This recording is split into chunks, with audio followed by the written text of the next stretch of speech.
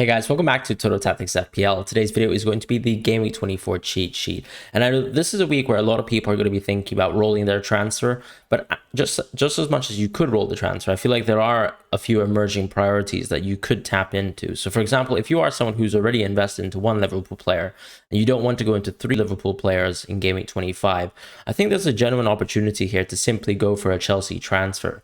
Also, if you plan to, let's say, free hit in 25, this is still a great game week to go into a Brighton asset, even though there's a small potential, and I think that it's very unlikely, but there could be a chance that Brighton Crystal Palace being rescheduled in Game Week 27 as the double game week could once again be cancelled for the same reason as it was cancelled initially, which was actually rail strike. So we'll see what happens there. It seems quite worthwhile to roll the transfer, but if you have the opportunity to target possibly, let's say, something like a Chelsea transfer, particularly within the forward positions, if you are something like a Kepa owner, then this might be the week to do so. Otherwise, I do think it's a very strong week to actually gather information, see what you'd like to do around Game Week 25. But of course, if you are someone who's operating with a Game Week 25 free hit strategy, you'll know that your transfer plans are going to be completely different because 25 is going to be out of the equation for you. So maybe you just simply sidestep Liverpool, continue to accumulate some assets that have great fixtures all the way towards something like Game Week 32, 33. Chelsea players are a good example of that. Everton players, not necessarily because you're going to be missing Game Week 25, but you get the point. You'll also be looking towards, of course, the Brentford fixtures and so on and so forth. Anyways, let's get started with the midfielders. No changes in the pure budget positions, simply because these Brighton assets have actually risen to the point where they're all 5.0 to 5.9. I've actually added McAllister alongside March this week in terms of the cheat sheet. I still think Matoma for me is the top priority. But we have seen McAllister being initiated in the sort of 10 position, which I think is quite interesting. And one thing to look at, specifically as we head towards this fixture versus Fulham, is to see how he's utilized this week again. As we know with McAllister and a lot of the players that have actually come from the Potter era towards the sort of De Zerbi era, you can see someone like March, who's grown so much as a player, not necessarily just playing a specific kind of default, almost wing-back role for Potter, but then actually being a much more ambitious sort of inside forward in the system for De Zerbi. So that's going to be the significant change here, to see whether McAllister has completely acclimatized to a sort of starting 10 position role, which actually got him something like 1.5 XG in the previous week. And we'll get to see if he continues to hold that position, whether he might be a more interesting transfer than Matoma by Game Week 26. So I think that's something to look at and just to think about as we also have a blank to kind of reconsider and ponder that thought. As far as Almiron, he drops once again. That's simply just because the fixtures are tough for Newcastle. I did mention that last week, if you were an Almiron owner, it was actually a great week to hold him, even though from the overarching scheme of FPL, he's probably an asset to sell. And in my opinion, of course, I would like to take him out of my team if I was an Almiron owner this week, because I don't really see a super high ceiling versus Liverpool, considering there's a blank and then that City comes right after. As far as Grealish, in the 6.0 to 6.9 position, it's a weird one where I haven't decided to raise him up because I feel like there's, first of all, a chance that he gets rotated. We saw, for example, the Grealish for Foden substitution. Now, we, of course, also saw a Mahrez for a Kanji substitution that was mostly tactically because Bernardo Silva could be plugged into that sort of right-wing position, and therefore Foden is also able to replace Grealish on the left. There might be a chance if, let's say, Pep continues to prioritize Grealish and Mahrez as his top wingers, that we could see maybe Foden actually steal the minutes from either Grealish or Mahrez for this specific game week in Game Week 24 versus Nottingham Forest. So that's kind of one of my fears, I would say, for this week. As far as Barnes and Martinelli, Barnes is going to be a new asset added to the cheat sheet. The reality is Leicester have some very, very tough fixtures, but their attacking stats have gone quite far up, and it's also partly due to form, right? Leicester is a team that, when you look at them on paper and historically, you'd have always expected the finishes that they've actually piled up consistently outside of this season, which was basically consistently top 8. And of course, with Iheanacho coming back into the team, actually starting 2 games back to back, we've also seen that, you know, players like Barnes and Maddison have also helped to create a really, really strong top heavy team in terms of the attacking point of view. And Barnes is someone who's scored a lot of goals so far. When we talk about players like Saka, Martinelli, Odegaard, all of them scoring so many goals in the midfield position, Barnes is actually someone who's quietly scored a lot himself. And he's one to think about in the future, just someone that I've actually added to the cheat sheet more as someone to scout in the future, but not necessarily one to target immediately. And Martinelli, unfortunately, I still thought he had a relatively good game versus City, especially in the first half. Some people might say that he's slowing down the tempo and that Trossard could actually deserve a start over him. But I think he's not going to lose that starting position. There might be a chance for him to get rested and rotated, and potentially this Aston Villa game could be that opportunity. But the reality is he's going to be playing between 60 to 75 minutes a game, because I just can't see Saka being rested.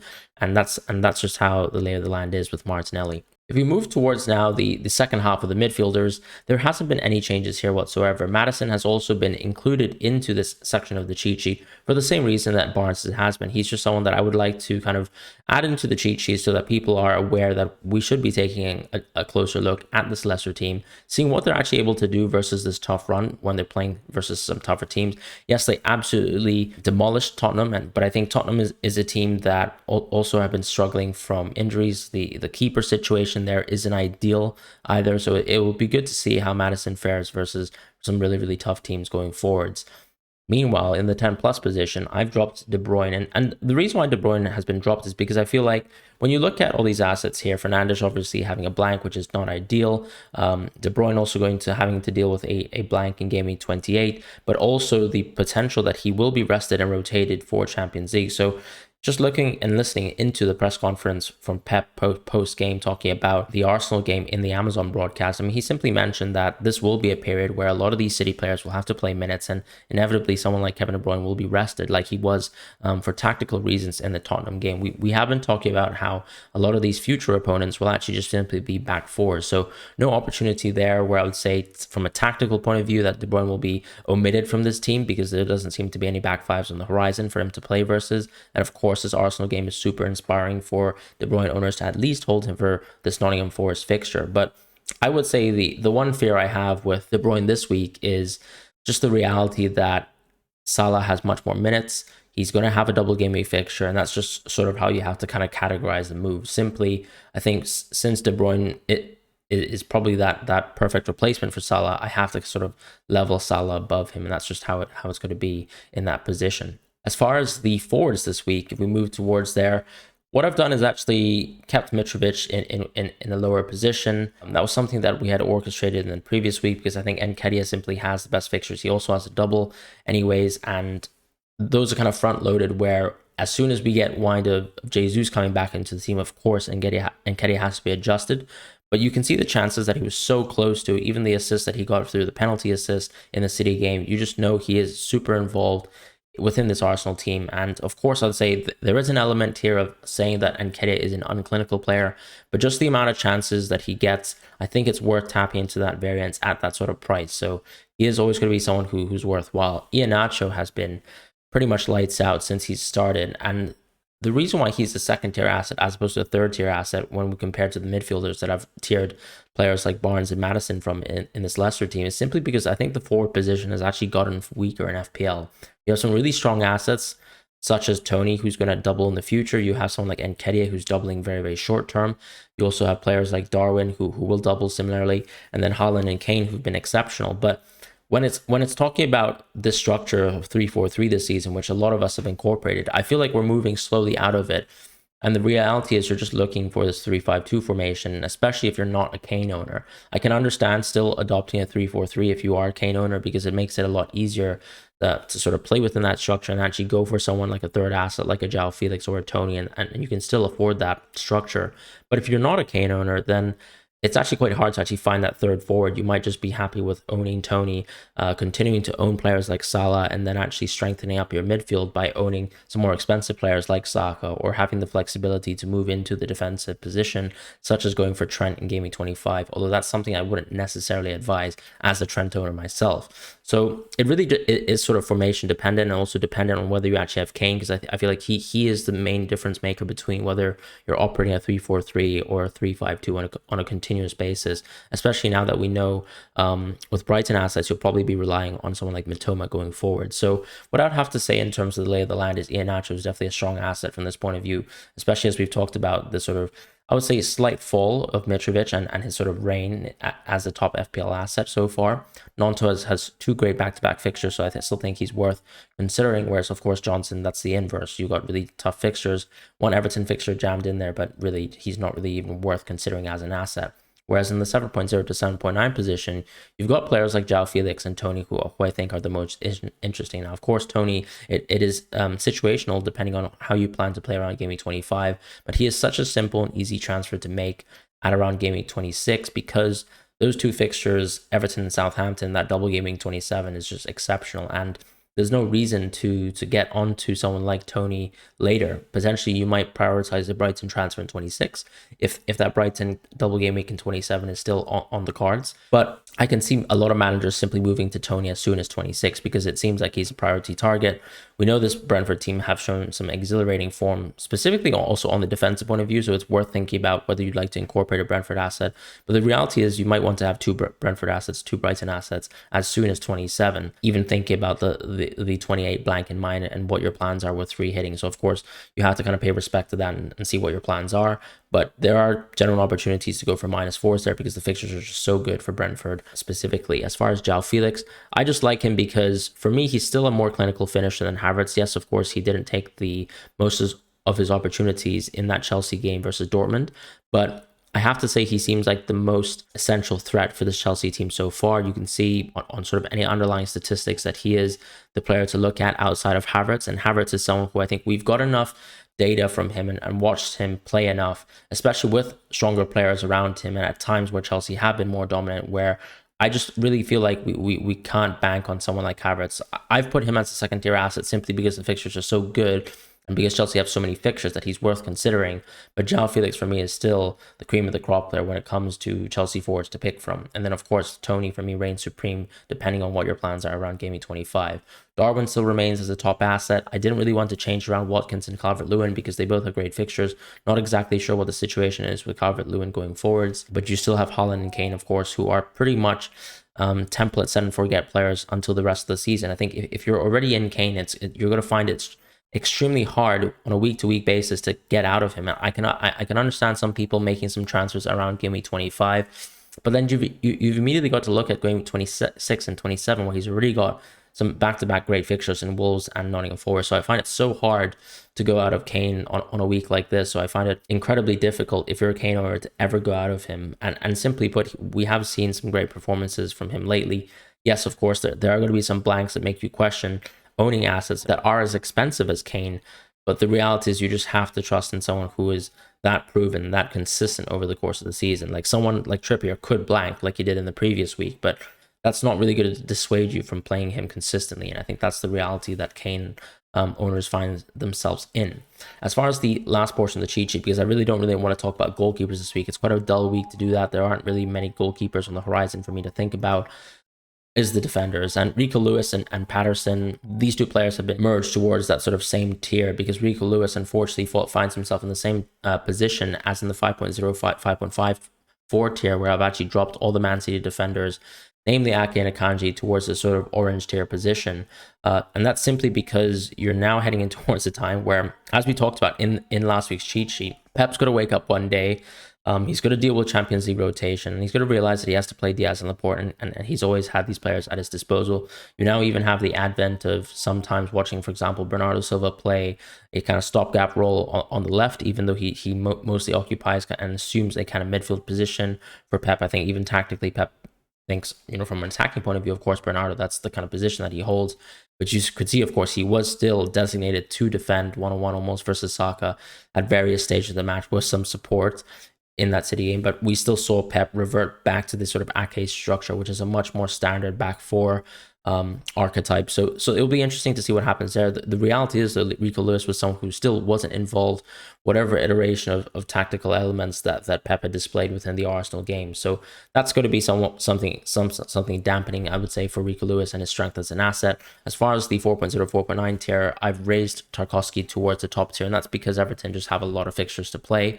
They're one of the few teams that don't seem like they have any blanks on the cards, and that's a huge positive, of course, when you're talking about bringing in an asset in and having the comfort that they will be able to play a role for you going forwards. With Patterson coming back from injury as well, when we just talk about Everton, he could really displace Coleman. Now, I don't, of course, know exactly what Dyke feels about Coleman, but I've seen a lot of mistakes from him so far. And of course, we know that Coleman is an aged player, and he clearly doesn't have the athleticism, I would say, to compete with a lot of the wingers in the Premier League. So the reality is maybe Patterson can come into the team, but potentially his defensive instincts aren't very good himself. You might remember the Matoma goal as an example of that, but we'll have to see what Dyke reacts to in terms of whether he incorporates Patterson into the team anytime soon. He could be worth a gamble in 25, but I think you really have to have some sort of confirmation, at least from Dyke, at least that Patterson will find his way back into the first team. As far as Ben White, he actually got rested this week. However, or at least rested in the second fixture of the double game week in Game Week 23. However, of course, Tomiyasu made a huge mistake, which actually resulted in a KDB goal. I do think Tomiyasu is actually still a better one-on-one defender. I think if you look at the Old Trafford game where Tomiyasu was called in to defend versus Rashford, and in general, in sort of one-on-one duels, and not when Arsenal were actually turning the ball away when they were back passing and struggling, which actually led to Grealish's goal. I think Tomiyasu actually had a good performance when it came down to one-on-one defending Grealish independently. However, of course, when playing out the back, you can clearly see the difference between him and Ben White. Just the sort of touches that Zinchenko is very capable of making, when he's occupying some more aggressive spaces and they need to pass out the back a little bit more ambitiously, which is something that I think Arsenal have been consistently able to do. You can clearly see that Tomiyasu clearly lacks the skill as a ball progressing defender that Ben White has. So there will be a lot of games, especially within this easier fixture run for Arsenal, where you could clearly see this seems like a purely Ben White sort of fixture run. You never know. You could still see games where maybe Ben White will struggle versus some of the technical wingers in Leicester and Aston Villa, and maybe there will be games where Tomiyasu is called upon, or at least called upon a lot earlier than we would have expected. And of course, there's chances, of course, for Ben White himself to make mistakes. So Ben White, for me, is still a third-tier asset. I might even actually consider him as a raised asset if we continue to see some better performances from him, because if you cast your mind back to the Brentford game, that was a good example of how good a Ben White game could be, especially when Arsenal weren't super exciting from the attacking point of view. That was actually close to being a Ben White triple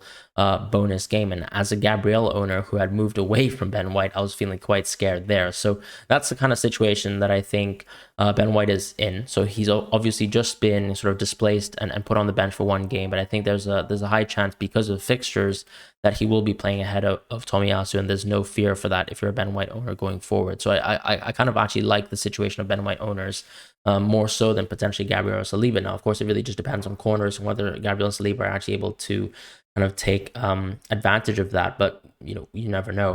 As far as Duncan Estupinian, I've added Estupinian in the previous week. Estupinian, of course, is someone to think about as soon as we get confirmation that there's no cancellations of the Game Week 27 game for Brighton. So I would hold, of course, any Brighton transfers until then. You just need to get confirmation that that Game Week 27 game is fully penciled in. As far as 5.0, 5.4, no changes there other than Man City that I talked about. And then at 5.5 plus, I've just simply added James towards a higher tier and then Trippier to a lower tier. We've gotten a lot of James game time under our belts. I think the reality is he doesn't have any serviceable replacements at the same level. So Azpilicueta, of course, can be called upon if James is injured, but I think there's a huge drop-off from the offense that James brings to the table for this Chelsea team, especially in how he's able to progress and actually find that sort of aggressive cross when he's actually defended or defended quite aggressively by an enemy defender. Now, of course, if you were to give acres of space to Azpilicueta, he could always find a great cross outside of the box, which is, I think, his best sort of crossing territory. But the beauty of James, of course, is how he's able to deal with under pressure, how he's able to move into the midfield and find progressive passes there. So for me, James is an asset that I think will get 60 plus minutes consistently, and that's the only thing that was really stopping him from being a top asset. Maybe the other consideration is whether you own Kepa as well as a keeper and whether you want to go that quickly into double Chelsea defense, given that they also have a very close Tottenham game in 25. So that's one thing to consider. But I think, of course, James is an interesting transfer now that we own players like Shaw and Trippier that will be blanking in 25. So that's one thing to think about there too, especially if you actually are ambitious enough to maybe go outside of Trippier. I don't see it as a poor transfer this week to go from Trippier to James, because you kind of have this great 3 fixture streak to at least tap into a little bit of differential with James, and that's going to be a huge sidestepping away from the rest of the FPL population that will probably be keeping Trippier for now. And that's actually going to be the cheat sheet this week. So thank you guys so much for watching, and I hope you guys have a wonderful week ahead. Let me know if you have any thoughts in terms of other assets that I might have missed, or what other plans you have loosely going forwards. But otherwise, take care.